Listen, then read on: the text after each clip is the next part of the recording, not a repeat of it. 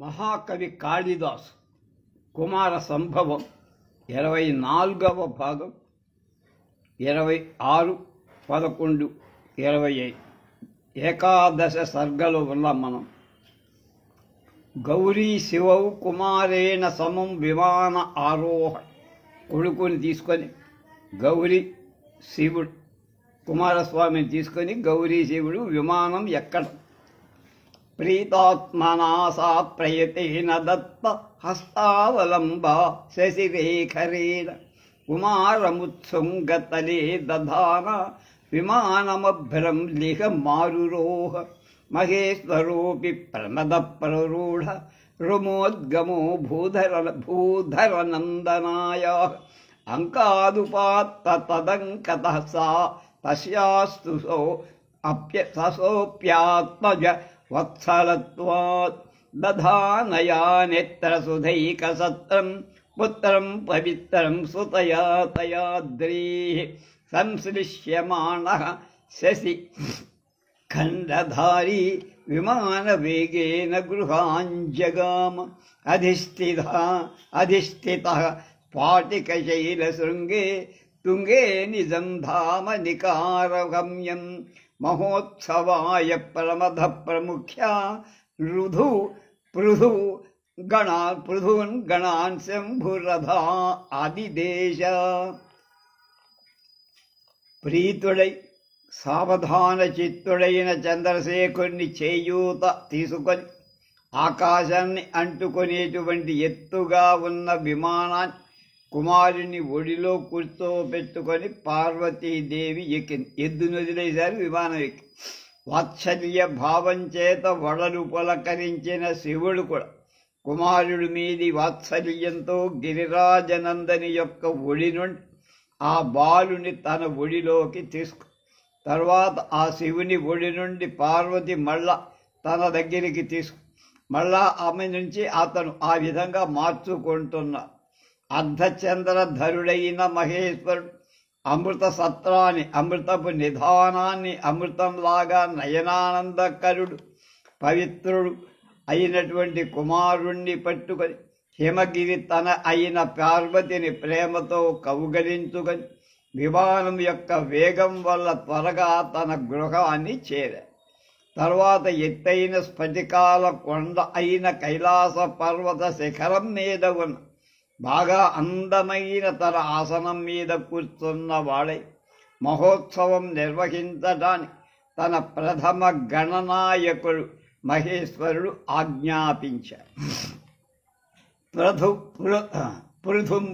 పృథు ప్రమోద ప్రగుణో గణానాం గణ సమగ్రో వృషవాహనస్య గిరీంద్రపుత్ర్యా స్థనయస్య జన్మ యథోత్సవం సంవృతే విధాతుం ఇతః పరం సప్తభిరుత్సవాన్ ఏహ. 7 శ్లోకాలు ఉత్సవ విశేషాలు చెప్తున్నాడు అంత. స్ఫురన్ మరీచిచ్ఛురితాంబరాణి సంతానశాకి ప్రసవాంచితాని ఉచ్చిక్షిపు కాంచన తోరణాని గణావరాణి స్ఫటికాలయేషు. పుత్రజన్మ మహోత్సవే మంగళగీత దిక్షు ప్రసర్పం స్తదధీశ్వరాణాం అధామరాణాం ఇవ మధ్యలోకే మహోత్సవం శంసితు మహతోన్యై అధ్వాన ధీరః పటః పటీయాన్. మహోత్సవే తత్ర సమాగతానాం గంధర్వ విద్యాధర సుందరీనాం సంభావితానాం గిరిరాజపుత్ర్యా గృహే భవ మంగళగీతకాని.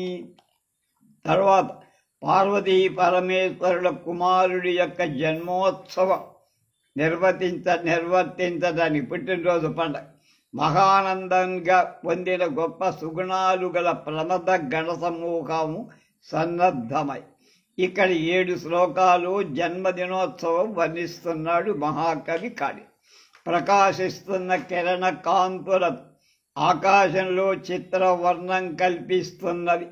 సంతానాన్ని కల్పవృక్షం యొక్క పుష్పాలతో పత్రాలతో నిర్మింపబడినవి, బంగారు తీగలతో కోర్పబడినవి అయిన తోరణాలు, ప్రమథగణాలు స్ఫటికపు ఇళ్లకు ముందు భాగంగా ఎత్తుగా కట్టి పుత్ర జన్మోత్సవంలో మంగళవాద్య తోరణాలు కట్టినాక ఇంద్రాది దిక్పాలకుల దేవతల సేవకుల చేత మ్రోగింపబడిన గంభీరంగా బిగ్గరగా మ్రోగుతున్న యుద్ధ భేరీల శబ్దం దశ దిశల వ్యాపించి మధ్యమలోకం అంటే భూలోకంలో కూడా జరగబోయే కుమార జన్మోత్సవాన్ని తెలియచేస్తోందా అన్నట్లుగా మ్రోగింది.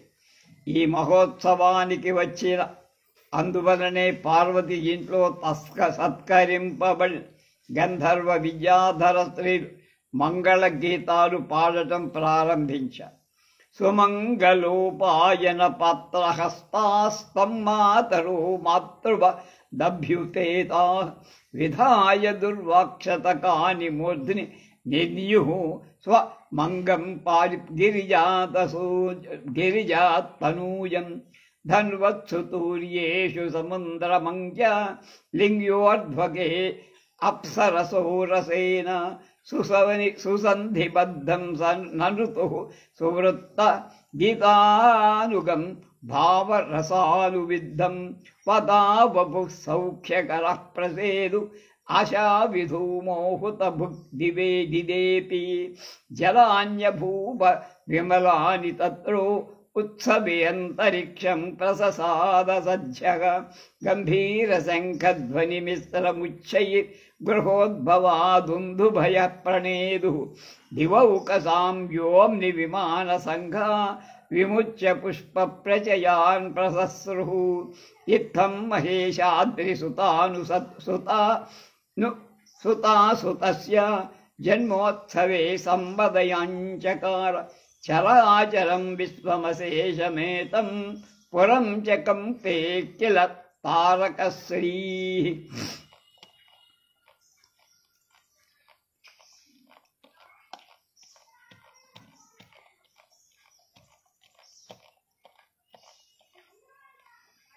మంగళ ద్రవ్యాలు, పూజా ద్రవ్యాలు, కానుకలు కరిగిన పాత్రలను చేతిలో పట్టుకొని వచ్చిన సప్త మాతృకలు తలపై గరిక పోతలను అక్షతలను పెట్టుకొని ఆ ఉమాపుత్రుడైన కుమారుడు తల్లి అయిన పార్వతిలాగా తమ ఒడిలోకి తీసుకున్నారు.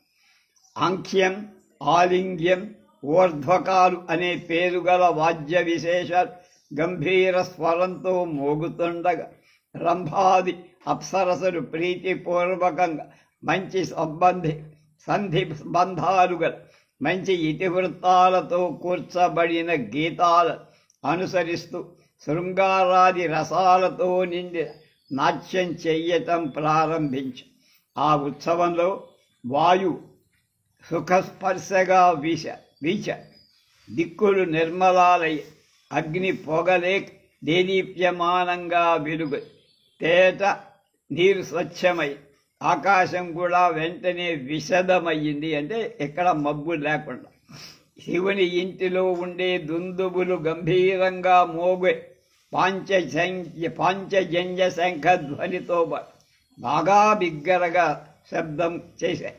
దేవతల సమూహాలు విమానాల ద్వారా ఆకాశం నుండి పుష్పవృష్టి కురిపి ఈ విధంగా గిరిజాశంకరుడు కుమారుడి యొక్క జన్మోత్సవంలో సమస్త చరాచర జగత్ ఆనందంలో ఓలల.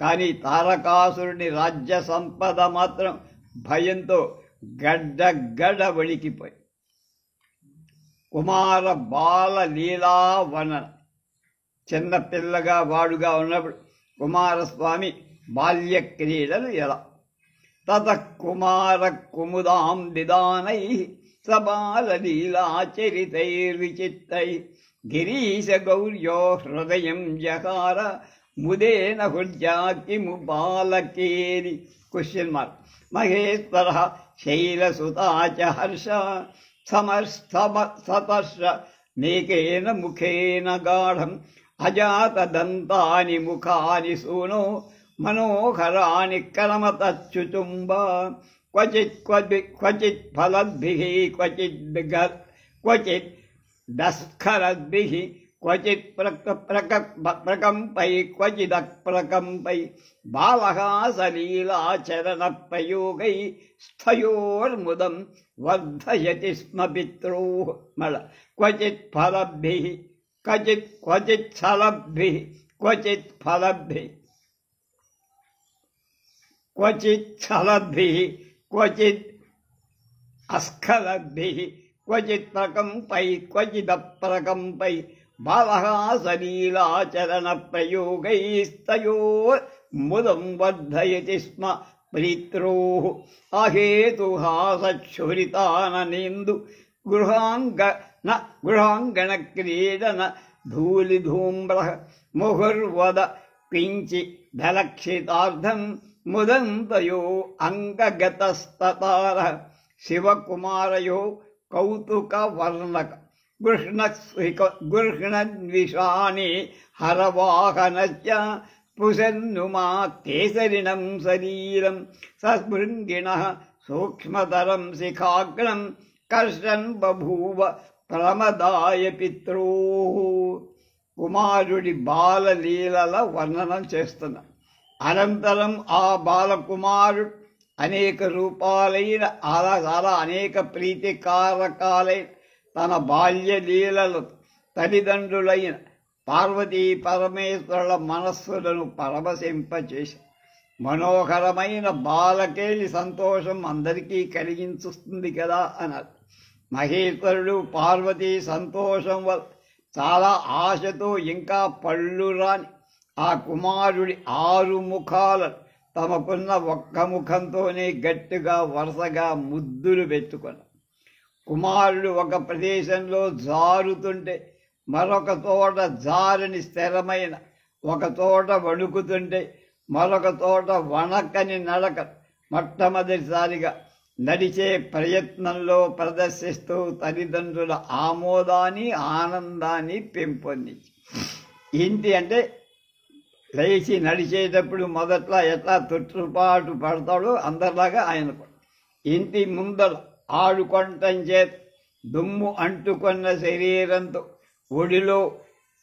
ఒడిలోకి ఎక్కిన కుమార్ అకారణంగా నవ్వుట చేత మెరుస్తున్న ముఖచంద్రుడు కలవాడే సరిగా అర్థం కాని బోధపడి ఏవేవో మాటి మాటికి మాట్లాడుతూ తల్లిదండ్రులకు ఆనందం కలిగి శివుడు కుమారస్వాముల యొక్క పరిహాస చేష్ట వర్ణన.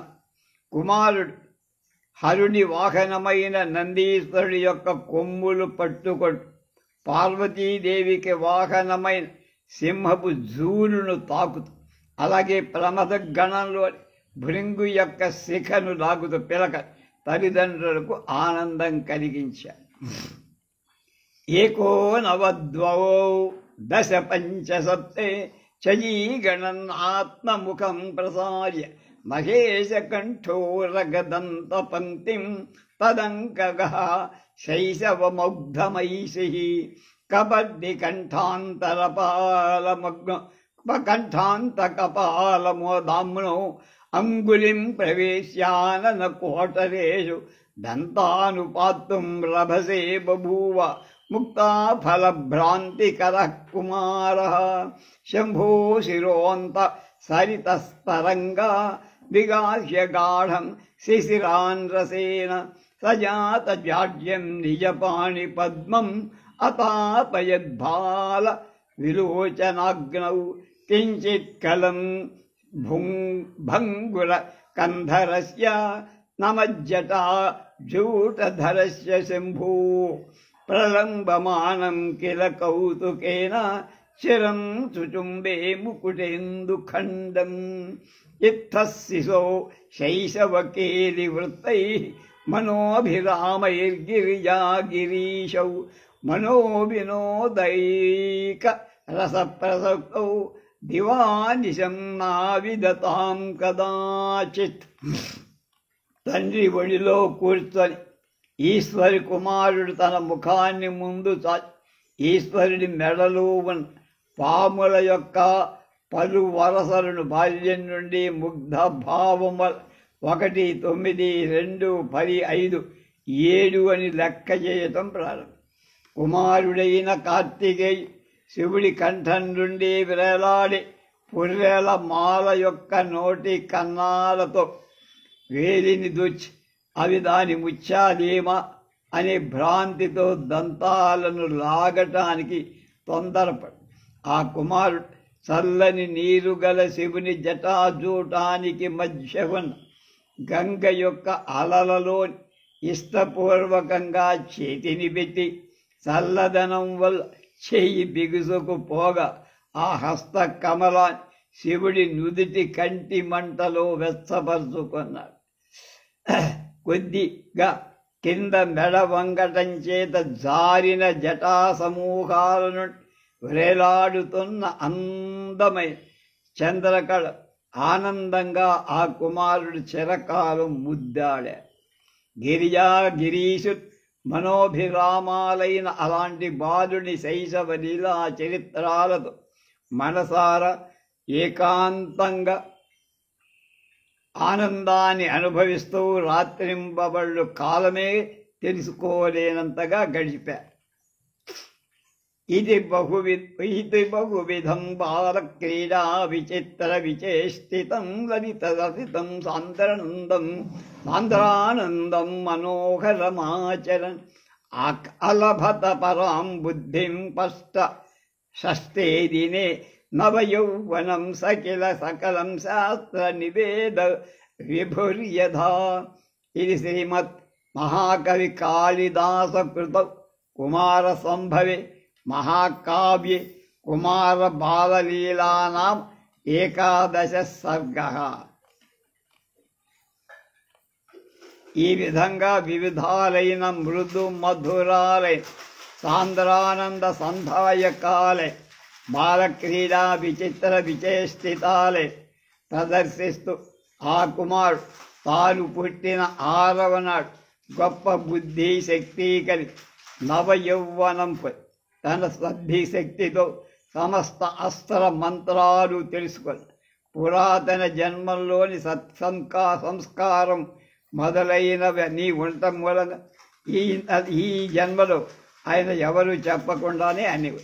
ఇది మహాకవి కాళిదాసు రచించిన కుమార సంభవమనే మహాకావ్యంలో కుమార బాల లీలలు అనే పేరుగా 11వ సర్గానికి ప్రవచన ప్రభాకర ఉపన్యాస కేసరి భాగవత రత్న బిరుదాంచితుడైన బ్రహ్మశ్రీ గోళ్లమూడి వెంకట శ్రీహరి సుబ్రహ్మణ్య శర్మ వెలయించిన ఆంధ్ర అనువాదం. 12 సర్గ. మహేశ్వర సదనే సురేశ్వర ప్రవేశ అధ ప్రపేదే త్రిదశైరశేషై కురురాసురోపప్లవ దుఃఖితాత్మ పులోమపుత్రీ దయితోంధకారిం పత్రీవ తృష్ణాతురితం పయోదం దృప్తాని సంద్రాస ఖిలీకృతాత్స కథంచిదంబోధ విహారమార్గాత్ అవాతతారాభి గిరిం గిరీశ గౌరీపదన్యాస విశుద్ధమింద్ర సంక్రందన శందరతోవతీర్య మేఘాత్మనో మాతలి దత్తహస్త పినాకినోధాలయముచ్చదాల శుచౌ పిపాసాపురితౌ యథాంభః శుచౌ పిపాసాకులితో యథాంభః. కుమారసేనాపత్య వర్ణనమనే 12వ సర్గ. తారకాసురులకు భయపడిన దేవేంద్రాదుడు శివుడి దగ్గరికి రావటం మొదలుపెట్టు. తర్వాత క్రూరుడైన తారకాసురుడు కలిగించిన ఆపద చేత దుఃఖించిన వాడై పులోముడనే ముని కుమార్తె అయిన శచీదేవికి భర్త అయిన ఇంద్రుడు సమస్త దేవతా బృందాలను వెంటబెట్టువని దాహంతో పీడింపబడుతున్న చాతక పక్షి మేఘాన్ని సమీపించినట్లు అది మేఘంలోంచి డైరెక్ట్గా వచ్చే నీటినే తాగుతుంది, కింద పడ్డ నీళ్లు తాగదు. అలాగే అంధకుడనే రాక్షసుడు శత్రువైన శివుడి వద్దకు వచ్చి, ఇవన్నీ ఉపజాతికి చెందిన ఇంద్రవజ్ర ఛందస్సులో చెప్పుతున్న శ్లోకాలు. గర్వించి నా శత్రువులన భయం చేత త్వరరాని ఆకాశ మార్గం గౌరీశంకర్ అడుగిడటం చేత పవిత్రమైన కైలాస పర్వతానికి ఎదురుగా ఉన్న ప్రదేశంలో అతి కష్టం మీద ఇంద్రుడు తన ఐరావత గజాన్ని ఏదో దిగాడు. సారథి అయిన మాతరి అందించిన చేయూత అందుకొని మేఘాకారంగా ఉండే రథం నుండి ఆ విమానంలో వచ్చి, వేసవి కాలంలో దాహం చేత పీడితుడైన పురుషుడు నీళ్ల దగ్గర ఎంత ఆర్ద్రదాగా వెళుతాడో అలా శివుడి దగ్గరకి ఇంద్రుడు వచ్చాడు. ఇంద్రశ శివ సదన గమన్ ఇతస్తతోధ ప్రతిబింబ బాభాయం విలోకమాలహాస్పతికాద్రిభూమౌ ఆత్మానమప్యేకమనేకదాస వ్రజన్ విభో ఆస్పదమాససాద విచిత్రచందన్మణిభంగి సంగం సౌవర్ణదండం దదతాతి చండం సనందితాధిష్ఠితమజ్జతిష్ట సౌధా అంగణద్వారమనంగజత్రో శత్రో తతస్స కక్షాహిత హేమదండో నందీసురేంద్రం ప్రతిపజ్య సద్య తతోషయామాస సుగౌరవేణ గత్వా శశంస స్వయమీశ్వరస్య భృసంఘయానేన కృతాభ్యనుజ్ఞః సురేశ్వరం తం జగదీశ్వరేణ ప్రవేశయామాస సురైః పురోగః సమం సనంది సదనం సదస్య.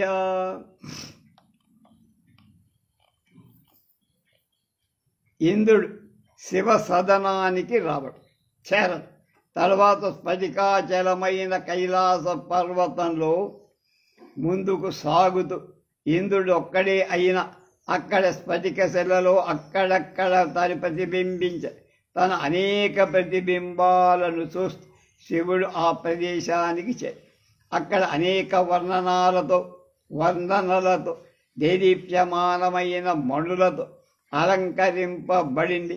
నవరత్న ఖచ్చితమైన అలా భయంకరమైన బంగారు బెత్తాలు ధరించారు. నంది ద్వారపాలకుడుగా నిలిచి ఉన్నది.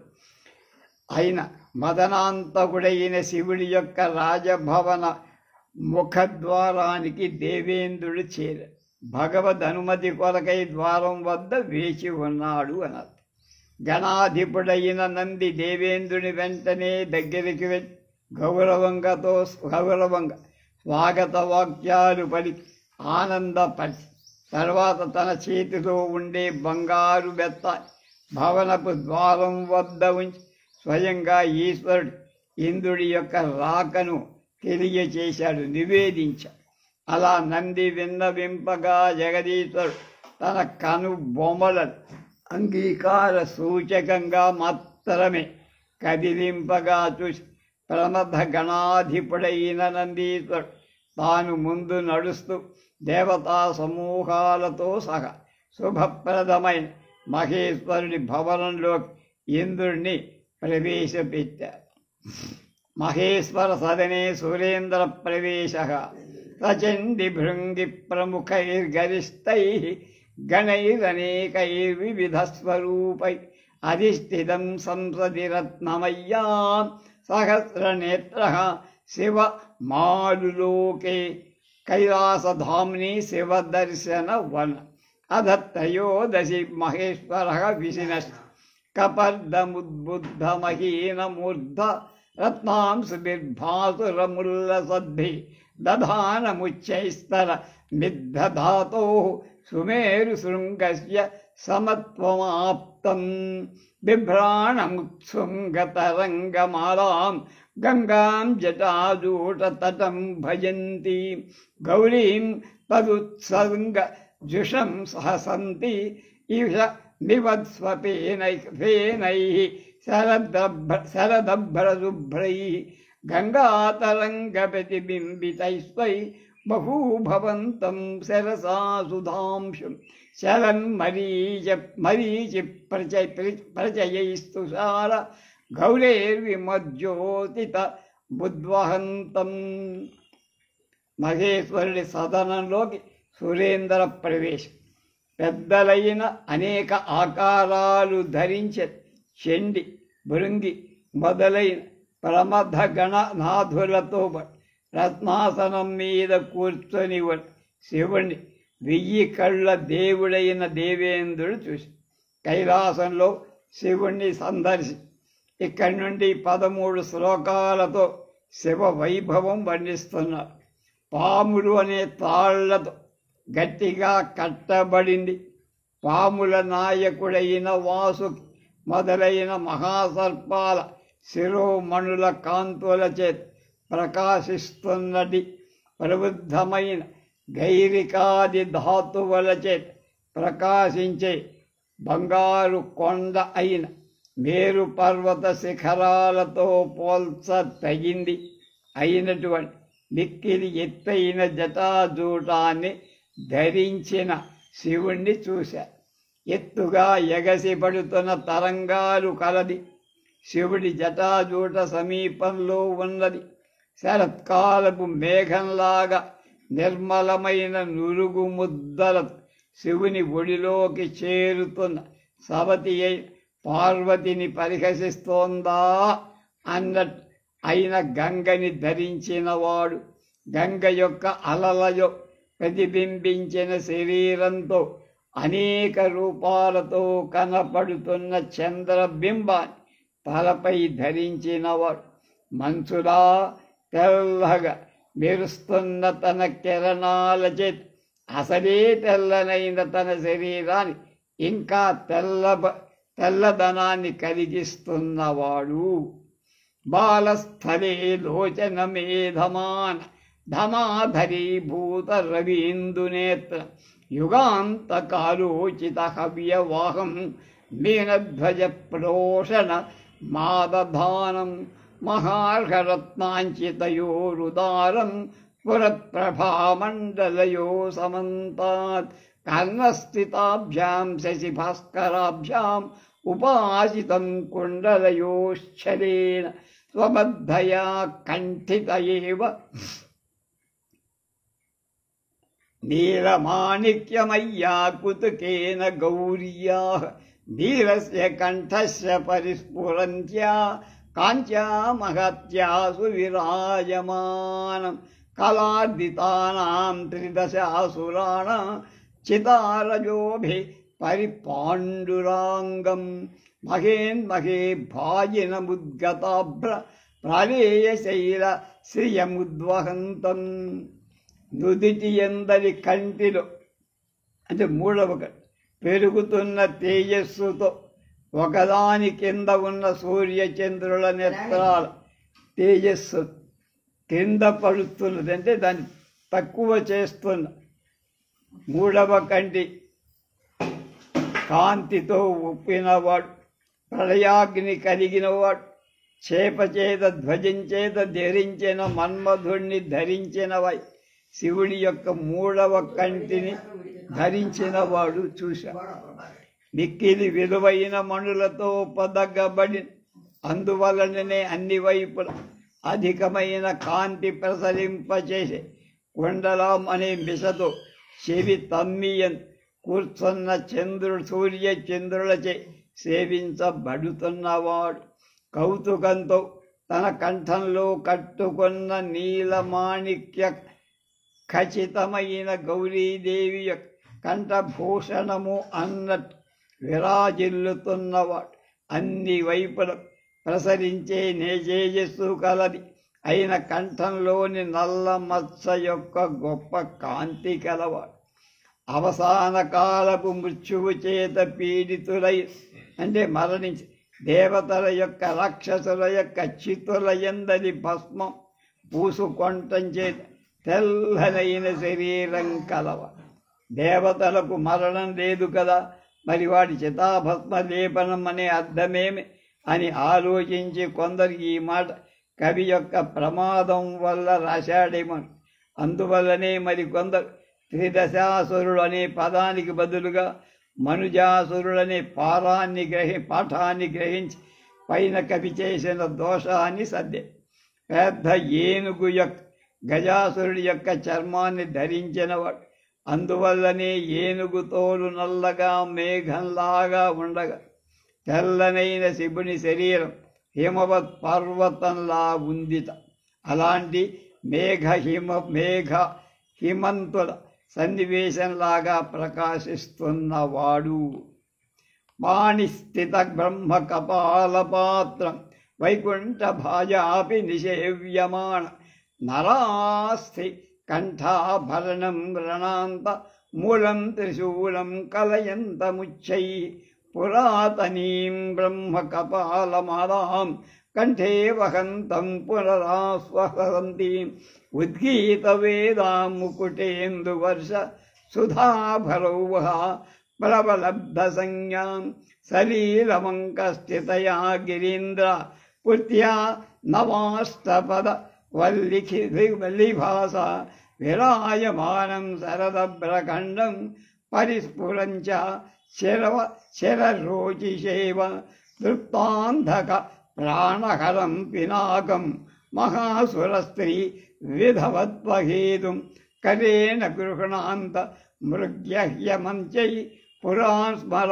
పురోషణ తేలికారం. చేతిలో కపాలాన్ని బ్రహ్మ కపాలాన్ని చేతిలో పట్టుకొని వైకుంఠాధిపురుడై శ్రీహరి చేత కూడా సేవింపబడుతున్న వాడై, వైకుంఠవాసుడి శివుడి సేవించడం ఎప్పుడో ఒకప్పుడు మాత్రమే కాదు, శివకేశవుల మూర్తులు ఒకటే అని 7వ సర్గలోనే చెప్పబడిన వాక్యం. అప్పుడప్పుడు విష్ణువు కంటే శివుడు అధికోపేతుడుగా, ఒకసారి శివుడి కంటే విష్ణువు ఎక్కువగా చెప్పు.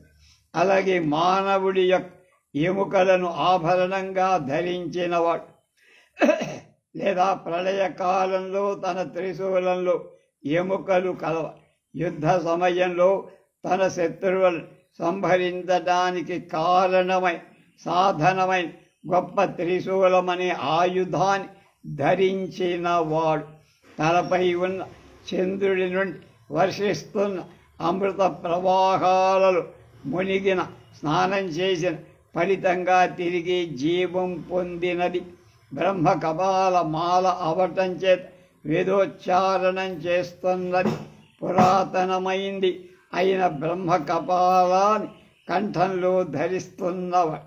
కొత్త బంగారు తీగ వంటి కాంతిగల అంటే ప్రకాశిస్తున్న లీలగా తన ఒడిలో కూర్చొని ఉన్న పార్వతితో పచ్చగా మెరుస్తున్న మెరుపు తీగతో కూడిన తెల్లని హిమవంతుల్లాగా శివుడు దర్శనమిస్తాడు.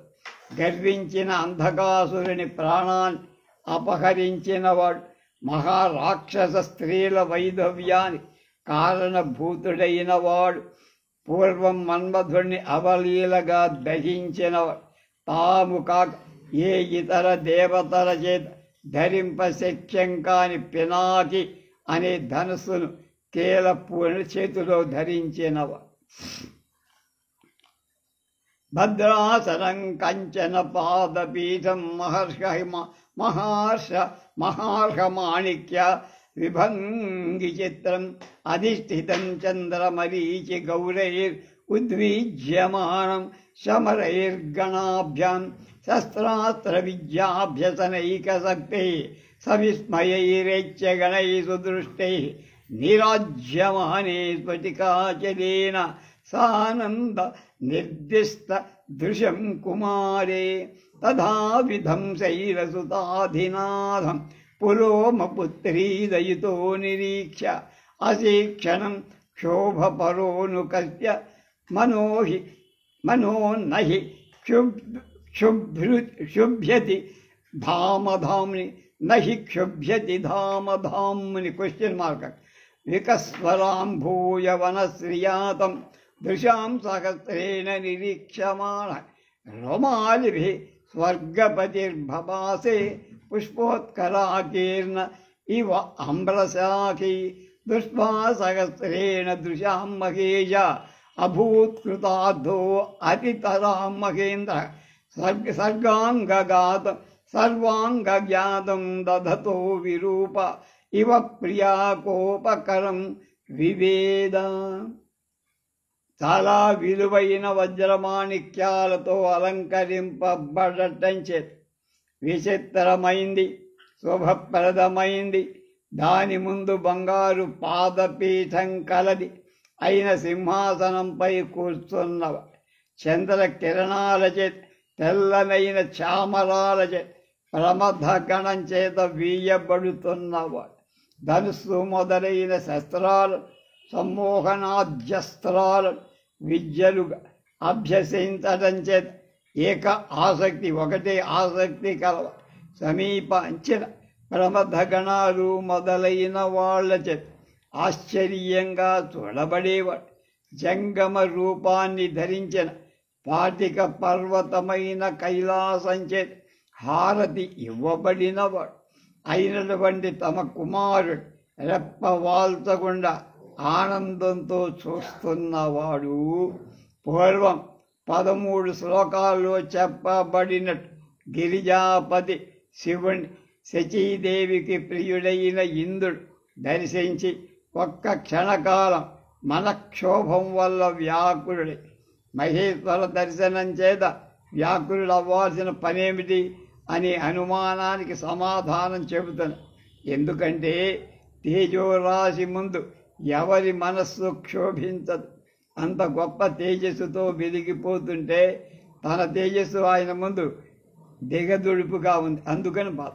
స్వర్గాధిపతి అయిన ఇంద్రుడు వికసించిన తామర పూల సౌందర్యం అందం తన 1000 కళ్ళ మహేశ్వరుని చూస్తూ కలిగిన పులకింతతో వెలగపూసిన పూలు కల మామిడి కొమ్మలాగా 1000 కళ్ళతో శివుణ్ణి చూసి ఇంద్రుడు చాలా కృతార్థుడి. ఇంద్రుడు పులకరింత వల్ల కలిగిన అంగవికారం అతని భార్య శచీదేవికి కోపం కలిగిందేమో అన్నది అనిపించింది. అంటే తన సవతిని చూడటం వల్ల పులకరింత కలిగించిందేమో అని. ఇంద్రేణ శివాంతికే కుమారదర్శి. ఇంద్రుడు శివకుమారుడు కార్తికేయ దర్శనం ఏం చేశాడు, ఎలా చేశాడు, మిగతా విషయాలు రేపు తెలుసు.